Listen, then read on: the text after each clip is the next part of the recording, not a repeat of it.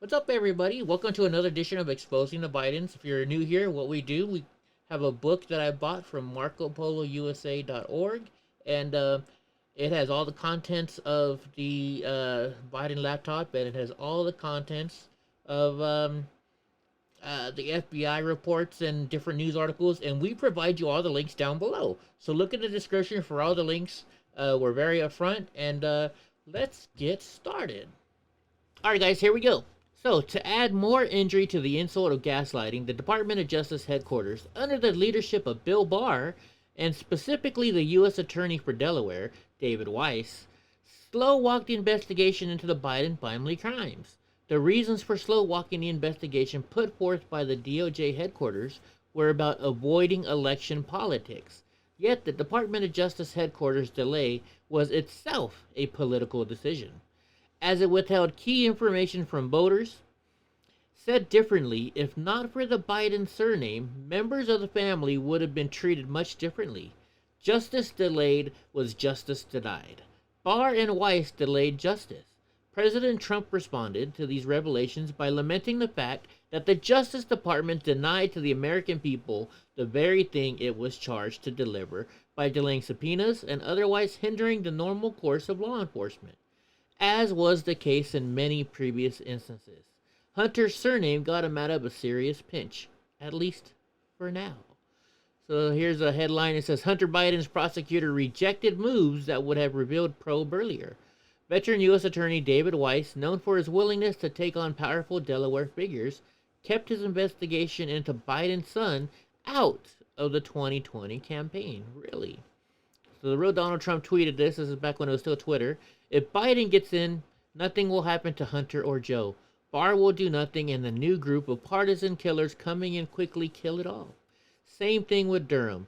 We caught them cold, spying, treason, and more, the hard part. But justice took too long. I mean, he's totally right, right? So see, number 74 says, last summer, federal officials in Delaware investigating Hunter Biden faced a dilemma. The probe had reached a point where prosecutors could have sought search warrants and issued a flurry of grand jury subpoenas. Some officials involved in the case wanted to do just that, but others urged caution. They advised Delaware's U.S. Attorney David Weiss to avoid taking any actions that could alert the public to the existence of the case in the middle of a presidential election. See, so Hunter Biden's prosecutor rejected moves that would have revealed the probe. So we'll have all these links down below. The youngest son of Vice President Joe Biden made news last week after the Wall Street Journal revealed he had been booted from the Navy Reserve for cocaine use. You don't say. Not Hunter. No way.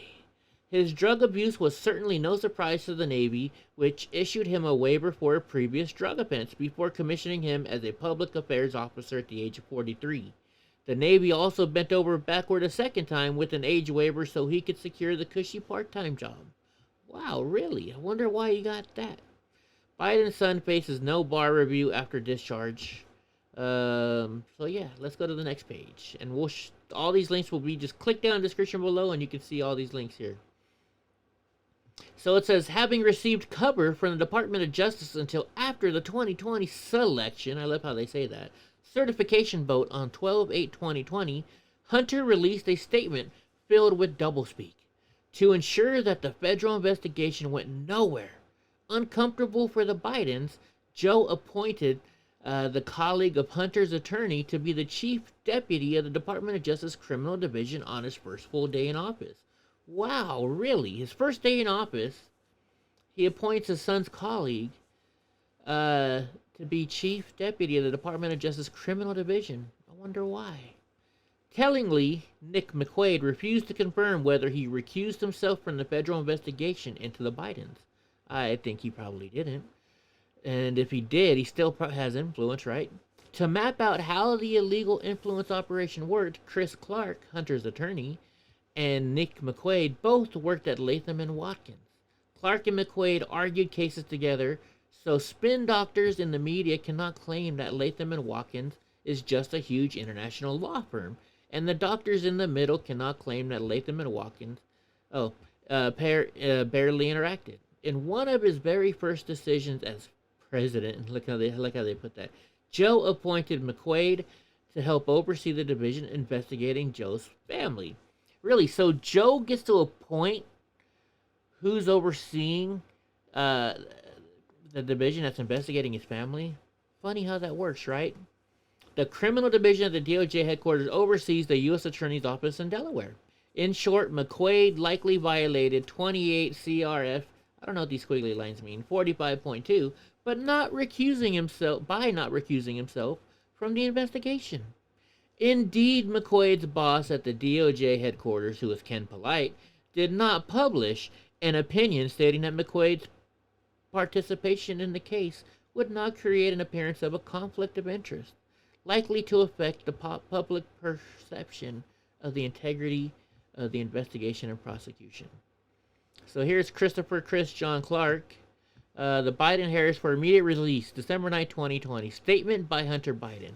I learned yesterday for the first time that the U.S. Attorney's Office in Delaware advised my legal counsel, also yesterday, and that they are investigating my tax affairs.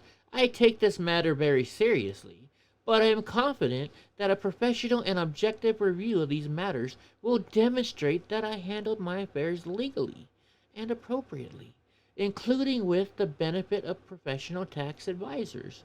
Interesting.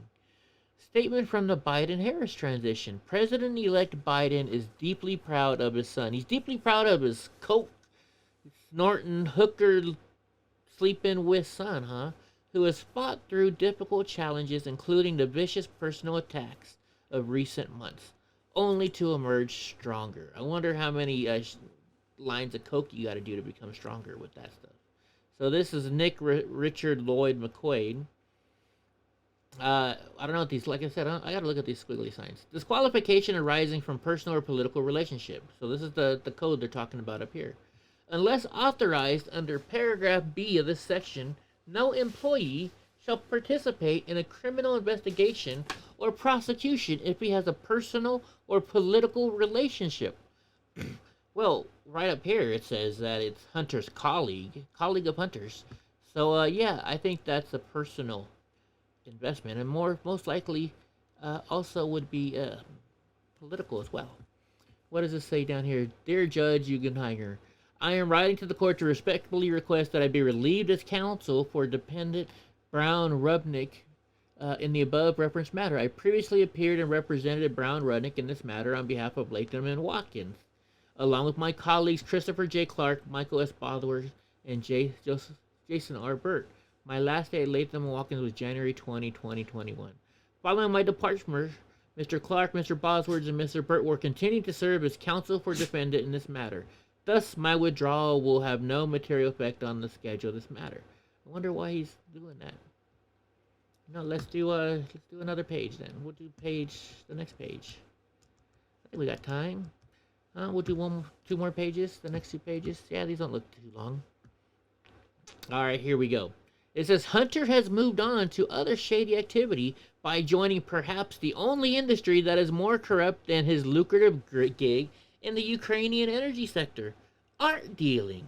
Hunter's dealer, a portly cinephile and bankrupt former felon named George Burgess, I don't know which one it is, boasted about his group of about 25 collectors, most of them overseas, and that he has been inundated with calls from collectors eager to buy Hunter's art.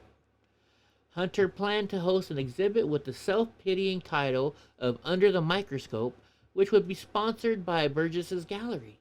Even with well-documented money laundering issues and other criminal activity that has occurred in the art industry for many decades, Burgess considers Hunter's artwork to be more consequential than Joe's public office. Whatever. I believe that he, who is Hunter Biden, is going to be considered a great artist of the century, my butt. His father, Joe, will be known, of course, as a U.S. president, but most importantly as the father of a great artist. So you're saying to me, this guy is saying that, yeah, Joe Biden's president, but Hunter's the real winner in this family. Wow, if Hunter's the winner in that family, oh my gosh, wow. So anyways, with Hunter's new scheme all set up, it was richly ironic that his own father's administration released a report in December of 2021 that actually told the truth. The art industry has a built-in opacity, lack of stable and predictable pricing, and inherent cross-border transportability of goods sold, which make the market optimal for illicit values transfer, sanctions evasion, and corruption. Equally ironic, a similar report was released at less than 5 months before the 2020 selection by none other than a longtime ally of the Biden family and Joe's former colleague, U.S. Senator Tom Carpenter, which is a Democrat from Delaware. So let's look at what 91 says.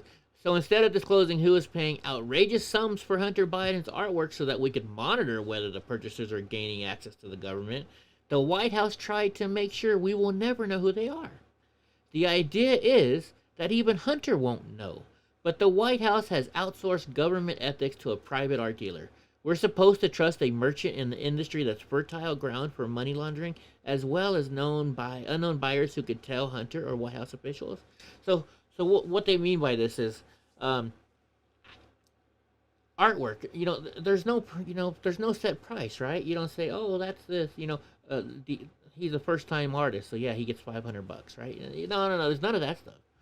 A brand new artist, you could pay him $100 million for a painting, because it's all in the eye. The value is all in the eye of the beholder, right?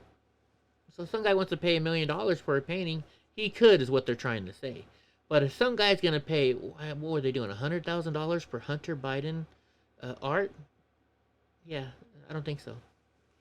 It says Burgess not only told a resident in 2015 his plan is to be the lead guy in China, but he told Quest magazine in 2014 he traveled to China 3 or 4 times a year and he had a solid group of about 25 collectors. Why do you think the Chinese wants to be bribing the Bidens? Interesting.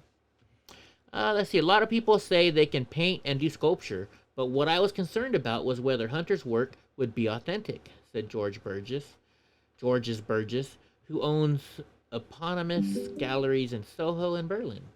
He told the Post that he was introduced to Hunter Biden by a serious LA-based collector who had been impressed with the oeuvre, I'm guessing, of the scandal-scarred president's son. Man. The White House has defended Hunter's scheme as consistent with the highest ethical standards. Okay, let's go to the next page. Nevertheless, some members of the U.S. Congress, a body which has been plagued for decades by shameless influence peddling and other insider trading, have begun to raise concerns about now Hunter and his dealer could yield $500,000 per piece for this so-called work. $500,000 per piece. Okay, I'm no art critic, but I mean, look at this stuff. $500,000 for this? My dog, Donnie, could do this. Oh my goodness. So Camilla DeShalis et al., Congress and top Capitol Hill staff have violated the Stock Act hundreds of times, but the consequences are minimal, inconsistent, and not recorded publicly.